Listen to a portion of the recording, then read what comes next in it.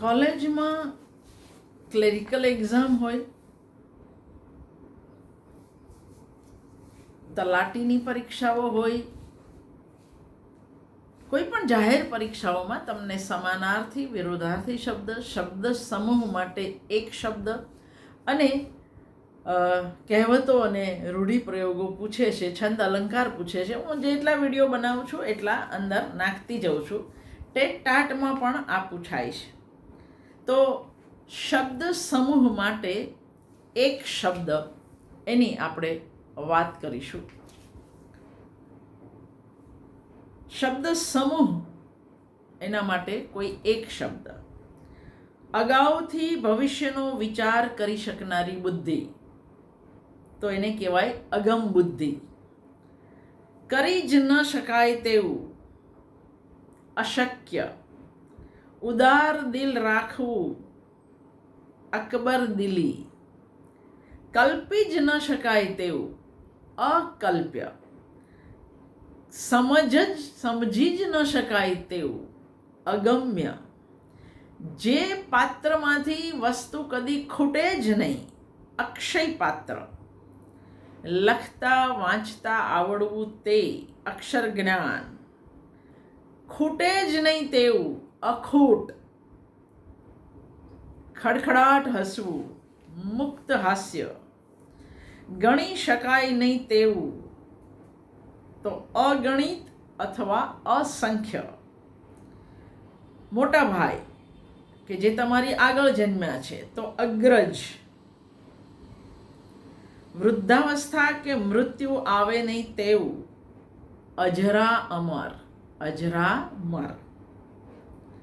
જેને કોઈ શત્રુ નથી તે, અજાત શત્રુ. અદ્ભુત વસ્તુઓ જ્યાં પડી છે તેવું સંગ્રહ સ્થાન, તો અજાયબ ઘર. જેને જીતી ન શકાય તેવું, અજેય. જેની જોડ જ ન મળે તેવું, અજોડ. અદ્વિતીય, અનન્ય અથવા બેનમૂન, આ બધા જ શબ્દ છે.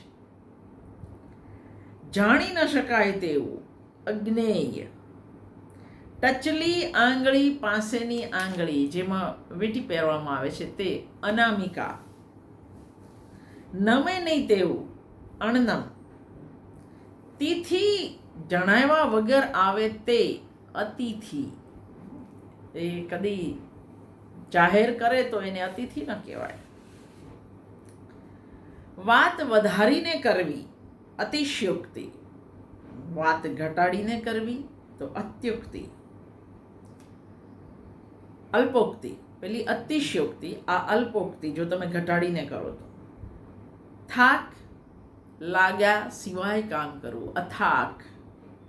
દેખાતું બંધ થઈ જવું, મહેરબાની કરીને આંધળા નહીં લખતા, અદૃશ્ય.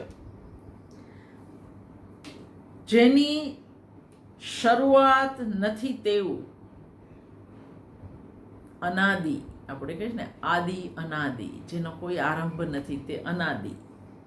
સાચવી રાખવા માટે સોંપેલી વસ્તુ, થાપણ અથવા અનામત. કોઈની સાથે સરખાવી ન શકાય તેવું, અનુપમ. તર્ક દ્વારા કોઈ વસ્તુનો નિર્ણય કરવો, અનુમાન. નહીં પદ્ય નહીં ગદ્ય, અપદ્યાગદ્ય. જેની આરપાર જોઈ ન શકાય તેવું, અપારદર્શક. તો પછી જેની આરપાર જોઈ શકાય તેવું, તો પારદર્શક. પહેલા કદી ન બન્યું હોય તેવું, અપૂર્વ. ભેદી ન શકાય તેવું, અભેદ્ય. અમૃત જેવી મીઠી નજર, અમી દૃષ્ટિ. અમી દ્રષ્ટિ. જેની કિંમત આંકી ન શકાય, અમૂલ્ય, અણમોલ. ઘણો પોકાર કરવા છતાં કોઈ ન સાંભળે એવા રુદનને શું કહેવાય, અરણ્ય રુદન. કમરથી ઉપરના ભાગનું ચિત્ર, અરુણ ચિત્ર. આ લોકમાં જે ન મળે તે, અલૌકિક. દેખીતા અર્થથી અવળો જ અર્થ સૂચવતી વાણી, એટલે અવળ વાણી, અવળ વાણી. જેનો નાશ ન થાય તે અવિનાશી, જેને આપણે ઈશ્વર કહીએ છીએ. જન્મથી જ પૈસાદાર જન્મે તે ગર્ભ શ્રીમંત. શેષ રાખ્યા વગર ભાગી ન શકાય અવિભાજ્ય. કદી બની જ ન શકે તેવું અશક્ય અસંભવિત. શિવનું ભયાનક નૃત્ય તાંડવ નૃત્ય. આવક અને ખર્ચનો અડસટ્ટો અનુમાન અંદાજપત્ર, જેને અંગ્રેજી બજેટ કહે છે તે. પોતાના હાથે લખાયેલું પોતાનું વૃત્તાંત આત્મકથા, જે ઘણા બધા રૂપ ધારણ કરે તે બહુરૂપી.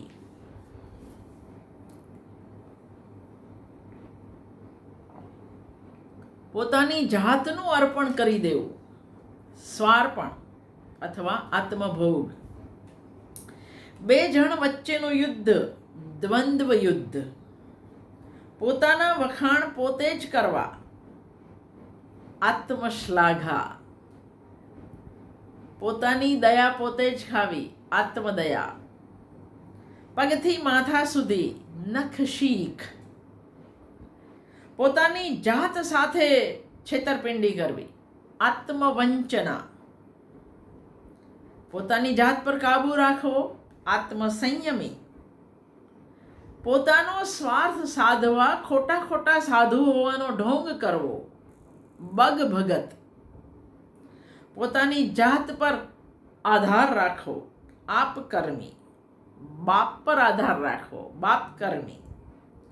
ઘરે ઘરે ભિક્ષા માંગવી એને માધુકરી કહેવાય માધુકરી.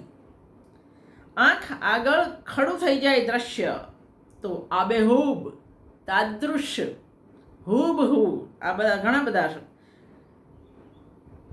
બધા રાષ્ટ્રો કે એના સંબંધને લગતું આંતરરાષ્ટ્રીય. જોઈએ એના કરતાં વધુ ખર્ચો કરનાર ઉડાવ. લેખકે ધારણ કરેલું લખવા માટેનું નામ ઉપનામ અથવા તખલ્લુસ. જરાક વારમાં નાશ પામે તેવું ક્ષણભંગુર અથવા ક્ષણિક. આકાશ અને પૃથ્વી જ્યાં મળે તે રેખા ક્ષિતિજ. અધિકારી આગળ રજૂ કરવામાં આવતી હકીકત કેફિયત અથવા બયાન. ઉપકાર પર અપકાર કૃતજ્ઞ અથવા નમક હરામ અથવા લૂણ હરામ. પણ ઉપકારને યાદ રાખનાર કૃતજ્ઞ, નહીં યાદ રાખનાર કૃતજ્ઞ. ખજાનાની સંપત્તિ સાચવનાર ખજાનચી. છાપાને ખબર મોકલનાર ખબરપત્રી અથવા સંવાદદાતા. ભારત બહાર સંસ્થાનોમાં લઈ જવાતા આપણા મજૂરો સાથે જે કરાર પત્ર કરવામાં આવતું એને શું કહેવાય? ગિરમિટ. એટલે જ પહેલો ગિરમિટિયો એવી નવલકથા છે. કાયદા જેની મનાઈ કરતો હોય તેવું કામ અથવા તેવી વસ્તુ ગેરકાયદે. ગામનો વહીવટ કરનારી સંસ્થા ગ્રામ પંચાયત. આગળ વધતા પહેલાં પાછળ શું કર્યું એ જોઈ લેવું તો સિંહાવલોકન. આવેલી તકનો ઉપયોગ કરી સ્વાર્થ સાધનાર તક સાધુ.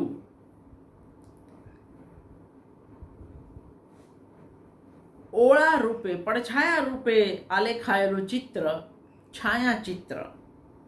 એક જ સમયમાં થઈ ગયેલ બે વ્યક્તિને શું કહેવાય તો સમકાલીન. સરકાર તરફથી ખેતી માટે આપવામાં આવતા નાણાંને તગાવી કહેવાય તગાવી. બધી દિશામાં જેણે વિજય પ્રાપ્ત કર્યો હોય એને દિગ્વિજયી કહેવાય દિગ્વિજય. દિવસભરનો કાર્યક્રમ તો દિનચર્યા. ભાવિનો વિચાર કરનાર વ્યક્તિ દૂરંદેશી અથવા દીર્ઘદ્રષ્ટા. રોજ છપાતું વર્તમાનપત્ર છાપવું દૈનિક. કોઈ પણ વિજ્ઞાનની સાંકેતિક ભાષા કળાની પણ તો એને પરિભાષા કહેવાય ટર્મિનોલોજી. કોઈની મદદ ન માંગીને જાતે કરે એને સ્વાશ્રયી અથવા સ્વાવલંબી. જેનો કોઈ બેલી નથી તે અનાથ નિરાશ્રિત નિરાધાર. જેની ત્રણ બાજુ પાણી હોય એવી જમીન દ્વીપકલ્પ. જેના પર આરોપ મુકાયો હોય, તહોમત મુકાયો હોય તે આરોપી, તહોમતદાર. જૂના બાંધકામોનું સમારકામ, જીર્ણોદ્ધાર. ઝઘડાની પતાવટ માટે બેઉ પક્ષ જેને સ્વીકારે એવી વ્યક્તિને શું કહેવાય? લવાદ. લાગતા વળગતાની જાણ માટે જે પત્ર ફેરવાય છે એને પરિપત્ર. લાંબો અને વિશાળ અનુભવ ધરાવનાર વ્યક્તિ, પીઢ. લોકોમાં કીર્તિ મેળવવાની ઈચ્છા તો લોકેષણા. વપરાશની ચીજોના સરકારે બાંધેલા ભાવ, ભાવ નિયમન. વસ્તુ સાથે નિસ્બત ધરાવે તેવું, સુસંગત. શબ્દશઃ નહીં પણ મૂળના ભાવવાળો અનુવાદ, ભાવાનુવાદ. શબ્દોના વધારે પડતા ઉપયોગ કરનાર, શબ્દાળુ. કંઈ શું કરવું તે સૂઝે જ નહીં તો કિમ કર્તવ્ય મૂઢ. સમજ્યા વગર ખોટી આસ્થા રાખવી, અંધશ્રદ્ધા. સમાન અર્થવાળો ભાષાનો અન્ય ભાષાનો શબ્દ પર્યાય. સમુદ્રમાં રહેલો અગ્નિ, વડવાનલ અથવા વડવાગ્નિ. તો વનમાં લાગેલો અગ્નિ, દાવાનળ.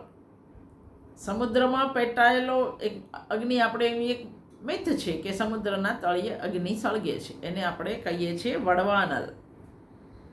પણ વનમાં લાગેલી આગને આપણે કહીએ છીએ દાવાનળ. સરખી ઉંમરના, સમવયસ્ક. સારા નરસાને પારખનારી બુદ્ધિ, વિવેક બુદ્ધિ. સાવ અસંભવિત હોય તેવું, આકાશ કુસુમવત.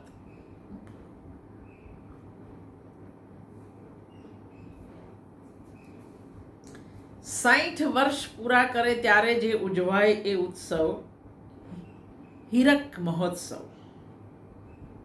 25 વર્ષે સિલ્વર જ્યુબિલી, 50 વર્ષે ગોલ્ડન જ્યુબિલી, સુવર્ણ ઉત્સવ, 60 વર્ષે હીરક. સાંભળતાની સાથે જવાબ આપે, હાજર જવાબી. 100 વર્ષે ઉજવાતો ઉત્સવ શતાબ્દી ઉત્સવ. હાથથી લખેલું લખાણ, હસ્તપ્રત. હું ઉતરતો છું એવો મનોભાવ, લઘુતા ગ્રંથિ. હું ચડિયાતો છું એવો ભાવ, ગુરુતા ગ્રંથિ. ચોપડીઓમાં જ મસ્ત રહેનાર, એને આપણે વેદિયા કહીએ છીએ, પોથી પંડિત કહીએ છીએ. માત્ર શબ્દના આધારે, અવાજના આધારે બાણ મારનાર, શબ્દવેધી બાણ. તાકીદની ઉઘરાણી કરનાર, તકાજો. દર વર્ષે અપાતી રકમ, વાર્ષિકી. પહેલા બની ગયું હોય તેવું, પુરોગામી. પગાર લીધા વગર સેવા કરવા, માનદ સેવા અથવા તો માનાર્હ સેવા. 25 વર્ષે ઉજવાતો ઉત્સવ રજત મહોત્સવ, 50 વર્ષે સુવર્ણ મહોત્સવ, 60 વર્ષે હીરક મહોત્સવ. પોતાની મેળે જાતે સેવા આપવા તૈયાર હોય એને સ્વયંસેવક. બધી પરિસ્થિતિનો ઉપરથી કરેલ અવલોકન, વિહંગાવલોકન. બે મોટા સમુદ્રને જોડનારી ખાડીને શું કહેવાય? સામુદ્ર ધુની. ભાગી શકાય તેવું વિભાજ્ય, નહીં ભાગી શકાય એવું અવિભાજ્ય. ભવિષ્યની આગાહી કરનાર વાણી, ભવિષ્યવાણી. મરણ વખતનું ખતપત્ર, વસ્યતનામું. મહેનત કરીને જીવનાર, શ્રમજીવી. મૂલ્ય આપ્યા વગર લીધેલો માપ, જાંગડ માલ. મોટી ઉંમરનાને અપાતું અક્ષર જ્ઞાન, પ્રૌઢ શિક્ષણ. યંત્ર વગર હાથથી ચાલતા ઉદ્યોગ, હસ્ત ઉદ્યોગ. રણમાં આવેલો લીલોતરી વાળો પ્રદેશ, રણદ્વીપ. રાજ્યની ખટપટોમાં રચાપચા રહેનારાને કાં તો રાજકારણીકો અથવા મુત્સદીકો. રોગના મૂળ કારણની તપાસ, નિદાન.